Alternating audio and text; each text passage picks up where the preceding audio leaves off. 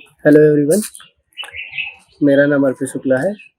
मैंने इस वर्ष यूजीसी नेट परीक्षा 2022 के एग्ज़ाम में अपने हिस्ट्री विषय के साथ 99.45 परसेंटाइल के साथ इस परीक्षा को उत्तीर्ण किया है। ये मेरा पहला प्रयास था और मेरा माध्यम हिंदी है। डीकेटी प्लेटफॉर्म को भी धन्यवाद जो मुझे ये प्लेटफॉर्म प्रदान किया अपनी रणनीति शेयर करने के लिए। तो सबसे पहले मैं आपको अपना एजुकेशनल बैकग्राउंड बताना चाहूँगा। तो मैंने अपनी प्रारंभिक परीक्षा उत्तर प्रदेश के सीतापुर जनपद से ही, जो मेरा होम डिस्ट्रिक्ट है, वहीं से ग्रहण की।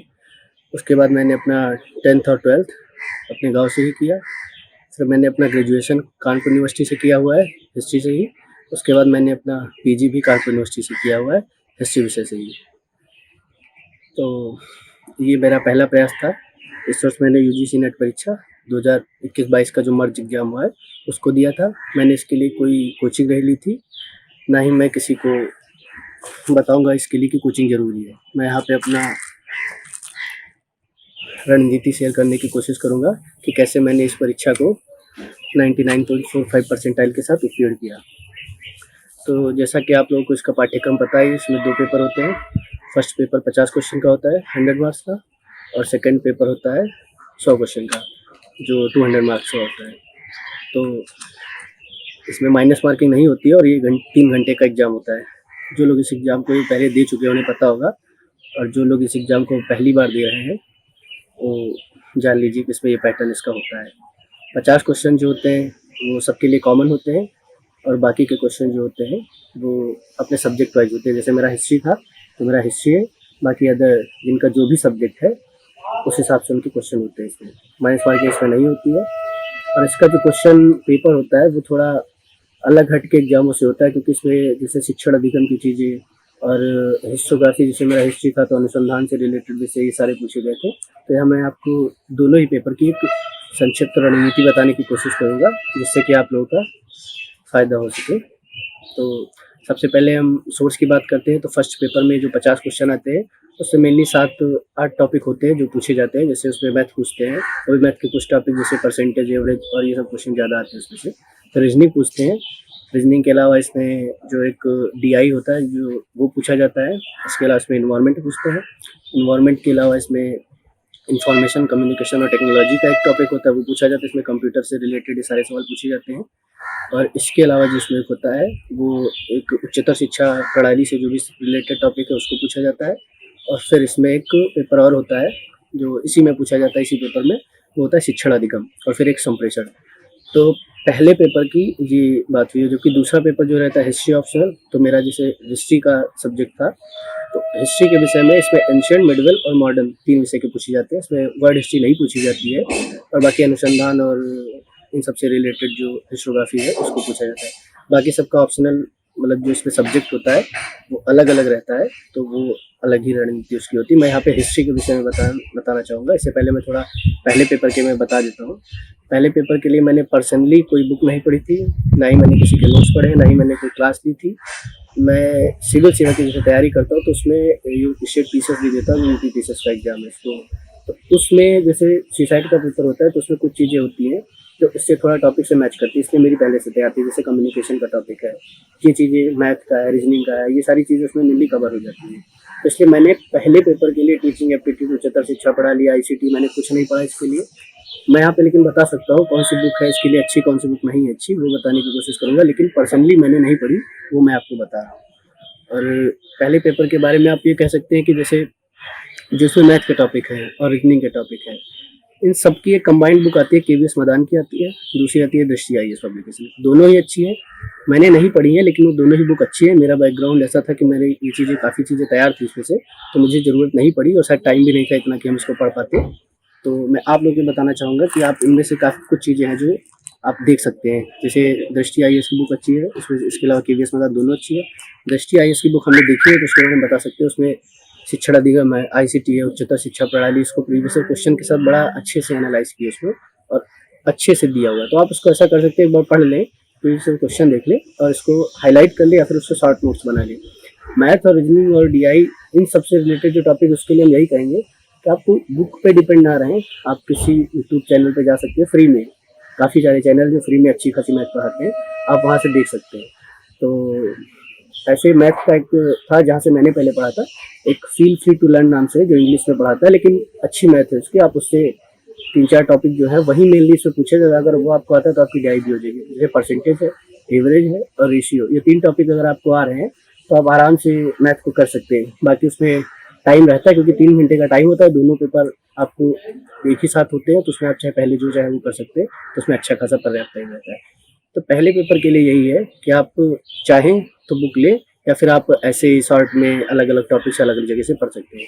तो मैंने नहीं पढ़ी है, लेकिन मैं इतना जरूर कहना चाहूँगा कि आप एक बुक ले ली जरूर ले, क्योंकि शायद सबका बैकग्राउंड ऐसा नहीं है कि जिसने सी साइट के लिए पढ़ा हुआ है, तो इसके लिए अच्छी है कि दृष्टि पब्लिकेशन की बुक ले ले या KVS मैदान की, दोनों ही अच्छी हैं।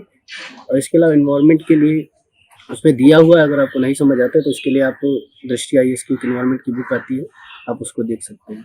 और उसमें इन्वायरमेंट में पढ़ना आपको पूरा नहीं है, जो भी प्रीवियस क्वेश्चन के हिसाब से आप देख लीजिए, जो भी टॉपिक आपको लगते हैं कि काम के हैं, आप उनका शॉर्ट नोट्स उसी से बना लीजिए, वो ज़्यादा अच्छा है। तो ये पहले पेपर का है। इसके अलावा हम दूसरे पेपर पे आते हैं, जो मेरा हिस्ट्री सब्जेक्ट से था। तो उसके बारे में जैसे 3 ही उसमें मैंने ancient history, medieval history, modern history, इन तीनों के लिए हम आपको एक सोर्स बताएंगे, वहाँ से आप पढ़ सकते हैं।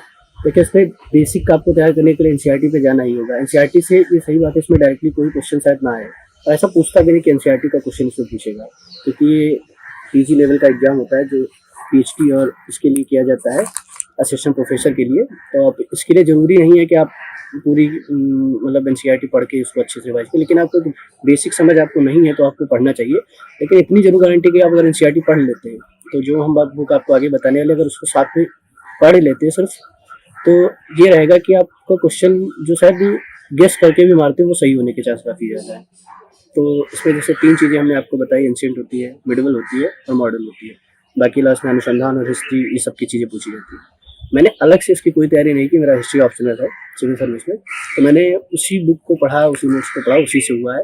तो जो मैंने पढ़ा वो हम आपको बताने की कोशिश करेंगे। जैसा आप 2-4 और टॉपर्स की वीडियो देख सकते हैं, जहाँ से आपको जो सही लगे वो भी देख सकते हैं। जैसे एंशिएंट हिस्ट्री के लिए आप RS शर्मा की जो ओल्ड NCERT उसको अच्छे से पढ़ लीजिए, उसको पढ़ के आप एक अच्छा नोट्स बना लीजिए, और उस नोट्स में थोड़ा गैप छोड़ के उसको बनाइए, क्योंकि उस नोट्स को जब आप पढ़ेंगे दोबारा, और आपको कई चीज़ें जैसे दूसरी बुक जो बता रहे हैं अभी उसको मिलेगी, तो आप जोड़ सकते हैं उसमें।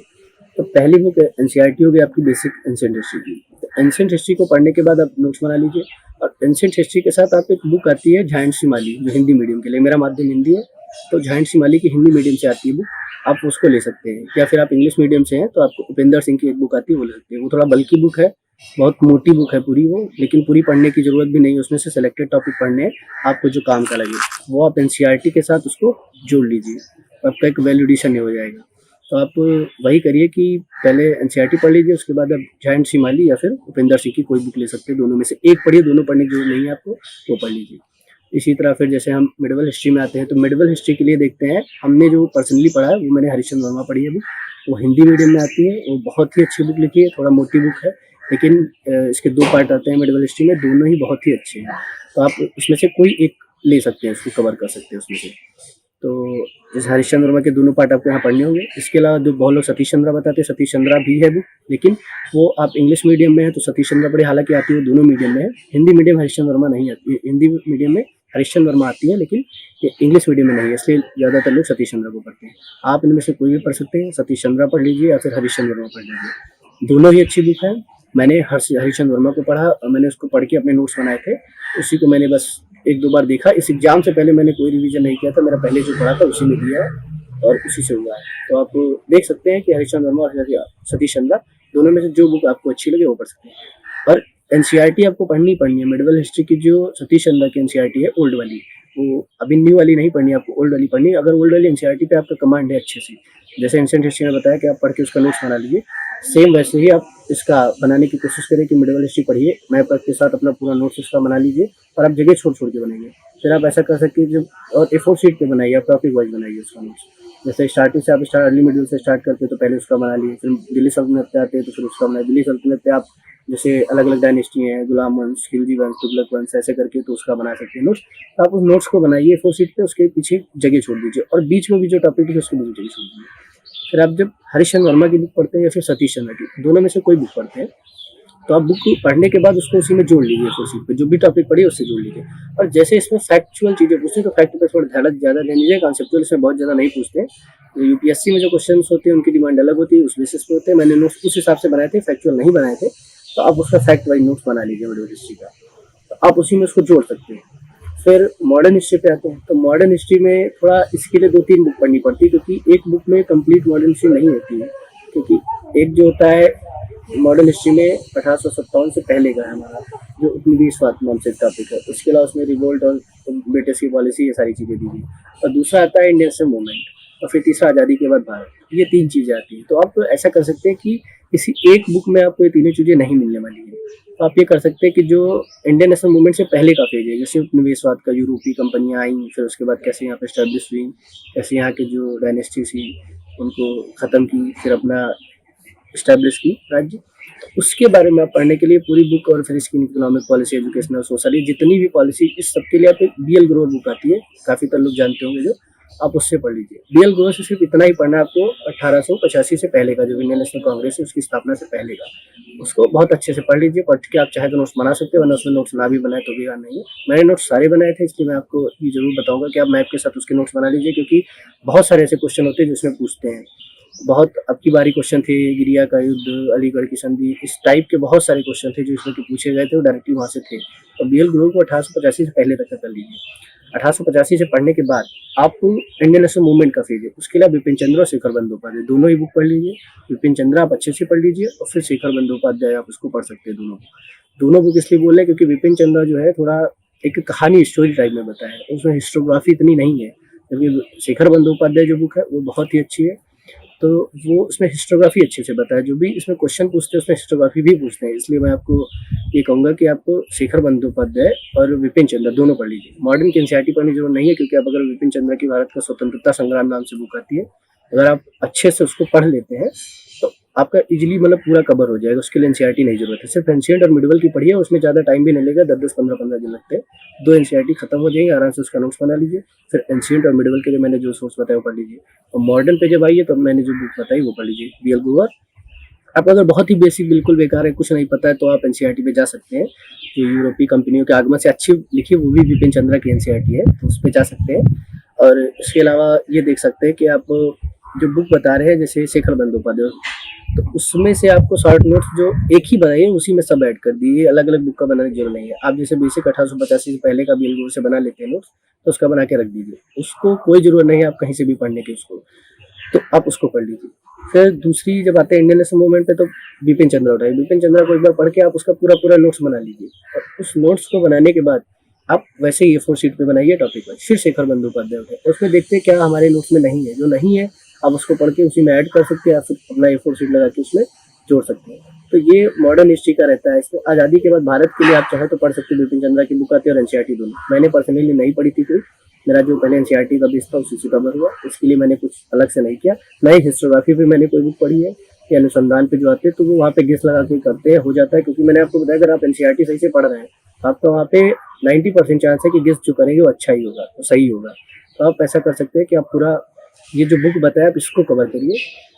तो ये रहा, ये तीनों विषय की मेरी रणनीति थी। इसके अलावा इसमें एक चीज़ और बोलना चाहूँगा कि अगर आप नहीं चाहते कि हम हरीशचंद्र वर्मा पढ़ें, सतीश चंद्रा पढ़ें, मॉडर्न के लिए विपिन चंद्रा पढ़ें, शेखर बंदोपाध्याय पढ़ें, एंशिएंट के लिए जहाँ जो इतनी बुक नहीं पढ़ना चाहते, तो मैं आपको सिंपल सी बात एक बता रहा हूँ, आप सिर्फ एनसीईआरटी पढ़ लीजिए। एनसीईआरटी के अलावा एक बुक आती है, 2 बुक आती है एक्चुअली, उसमें से कोई एक ले सकते हैं। जैसे एक आती है किरण पब्लिकेशन की, वो सबको पता है हिस्ट्री की अच्छी आती है बुक, लेकिन उसमें थोड़ा एरर है, फैक्ट की उसमें गलती दी हुई है, तो आप उसको दूसरी बुक से देख सकते हैं। तो आप उसमें का आप ये ले सकते हैं कि पूरी किरण बुक एंशिएंट मिडिवल मॉडर्न अच्छे से रट लीजिए, उसको पढ़ के आप उसके शॉर्ट नोट्स बना लीजिए। नोट्स जरूर बनाइए, क्योंकि आप इतनी ज़्यादा चीज़ें होती नहीं याद होने वाली, 300-400 पेज की किताब होती है। नोट्स बनाएंगे तो आपके हाथ में रहेंगे, और लास्ट के टाइम पर रिविजन जल्दी हो जाएगा। आप सिर्फ एनसीईआरटी और किरण पब्लिकेशन की बुक को पढ़ सकते हैं, तो उसी से आपका नेट तो कम से कम हो ही जाएगा, इतना तो मेरा वादा है। इसके अलावा दूसरी एक बुक आती है महेश कुमार बर्णवाल की, ये दोनों ही अच्छी हैं, तो आप बर्णवाल की ले लीजिए, जो एनसीईआरटी सार करके आती है सब। या फिर हरीश ये किरण की, दोनों में से कोई एक बुक ले लीजिए, दोनों बहुत ही अच्छी बुक है। और ये तब के लिए जो वो बुक नहीं पढ़ रहे, सतीश चंद्र, विपिन चंद्र, ये सारी बुक, तो आप सिर्फ एनसीईआरटी और ये 2 बुक पढ़ लीजिए, आपका इतने में ही हो सकता है अगर कम टाइम है। लेकिन आप अगर जेआरएफ के लिए प्रिपेयर कर रहे हैं तो आपको अच्छे परसेंटाइल चाहिए, 99 के ऊपर ही मिलता है जेआरएफ मेनली, हिस्ट्री में तो इस बार बहुत ज़्यादा गया है। तो आप जेआरएफ के लिए चाह रहे हैं तो फिर वो बुक तो कम से कम पढ़िए, लेकिन आपको सिर्फ असिस्टेंट प्रोफेसर ही बनना है, तो आप उसके लिए नेट क्वालीफाई करना चाहते हो तो आप एनसीईआरटी और किरण या बड़वाल की जो बुक बता रहे हैं इसमें पढ़ लीजिए, नेट आपका आराम से क्लियर हो जाएगा। लेकिन आपका एनसीईआरटी पे बेस बहुत ही अच्छा होना चाहिए। ये जो चीज़ें थी मैंने आपको बताने की कोशिश की। तो ये मेरी रणनीति थी। इसके अलावा रही बात टेस्ट सीरीज़ की, प्रीवियस ईयर क्वेश्चन की, मैंने कोई नहीं ली थी, ना ही मैंने कोई टेस्ट सीरीज़ की है, ना ही मैंने एक भी मॉक टेस्ट दिए थे, ना ही मैंने कोई कोचिंग की टेस्ट सीरीज़ ज्वाइन की है, और ना ही जो प्रीवियस ईयर क्वेश्चंस आते हैं इतने मोटे-मोटे बंडल मैंने उसको पढ़ा है। क्योंकि अगर आप बेसिक चीज़ें पढ़ लेते हैं, आप प्रीवियस ईयर क्वेश्चन देख लीजिए, वो नेट से भी डाउनलोड करके देख सकते हैं, पूरी बुक लाने की नहीं ज़रूरत है 1000 पेज की, क्योंकि उसमें कई शिफ्ट में होते हैं, कई सालों के एग्जाम, तो बहुत मोटी बुक मिल जाती है आपको, आप उसी को पढ़ेंगे 4 महीने लग जाएंगे, और उस डायरेक्टली क्वेश्चन कहीं नहीं रिपीट होने वाले, नहीं फंसने वाले क्वेश्चन। तो इसके लिए आप सबसे अच्छा यही कर सकते हैं कि आप प्रीवियस ईयर क्वेश्चन ऐसे डाउनलोड कर लीजिए, जो 2-3 साल के बस आइडिया ले लीजिए, इसमें क्या है, डरने की जरूरत नहीं है। बाकी यूट्यूब के चक्कर में ना पड़िए, जो आजकल यूट्यूबर पढ़ाते हैं हिस्ट्री का, वो पढ़ने की कोई ज़रूरत नहीं है। आप बस जो जितना बताएं उतना कर लीजिए, इसके अलावा भागने की ज़रूरत नहीं है, इतने में ही आपका आराम से हो जाएगा। और प्रीवियस ईयर क्वेश्चन के लिए आप सिर्फ नेट से डाउनलोड करके 2 साल का देख लिए, उसके बाद अपनी तैयारी चालू कर दीजिए, उतना पढ़ लीजिए। प्रीवियस ईयर क्वेश्चन रटने की जरूरत नहीं है कि प्रीवियस ईयर क्वेश्चन रट के पहुंचेंगे उसमें फंस जाएंगे। बहुत रेयर केस होता है कि 2-4 क्वेश्चन फंस जाए, वो नहीं फंसते, लेकिन आपका अगर बेसिक अच्छा है, बुक अच्छे से पढ़िए, तो आपका 100% हो जाएगा। तो ये सारी रणनीति थी। इसके अलावा जो पहले पेपर का हमने बताया, पर्सनली कुछ नहीं पढ़ा था इसके लिए, लेकिन आपको जरूर पढ़ना चाहिए, क्योंकि केवीएस मदन और दृष्टि दोनों ही बुक अच्छी है। और या नहीं, आप दोनों बुक के चक्कर में नहीं पढ़ना चाहते तो टॉपिक डाल के पढ़ लीजिए, रीजनिंग पढ़ लीजिए अलग से, मैथ पढ़ लीजिए अलग से, आईसीटी डाल लीजिए नेट पे, या कहीं पे किसी भी सोर्स है रिसेंट से ही पढ़ लीजिए, उसमें दिया होता है, इससे ज़्यादा वहाँ नहीं पूछते। इन्वायरमेंट का रह गया तो इन्वायरमेंट के लिए आप दृष्टि की बुक पढ़ सकते हैं।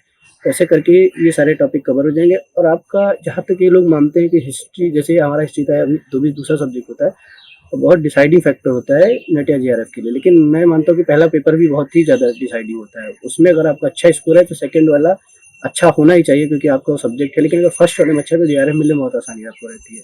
तो फर्स्ट पेपर का आपको बहुत ही अच्छा चाहिए स्कोर, वो चाहिए। मुझे प्रॉपरली मतलब जेआरएफ नहीं करना था, तो उस बेसिस पे मैंने दिया था एग्ज़ाम, तो हालांकि परसेंटाइल अच्छा था। तो ये है, तो आप इसके लिए आप ये चीज़ें देख सकते हैं, ठीक है। और इसके अलावा एक बार दिल्ली नॉलेज ट्रैक को फिर से धन्यवाद कि जिन्होंने मुझे अपना ये प्लेटफॉर्म प्रदान किया। Thank you very much.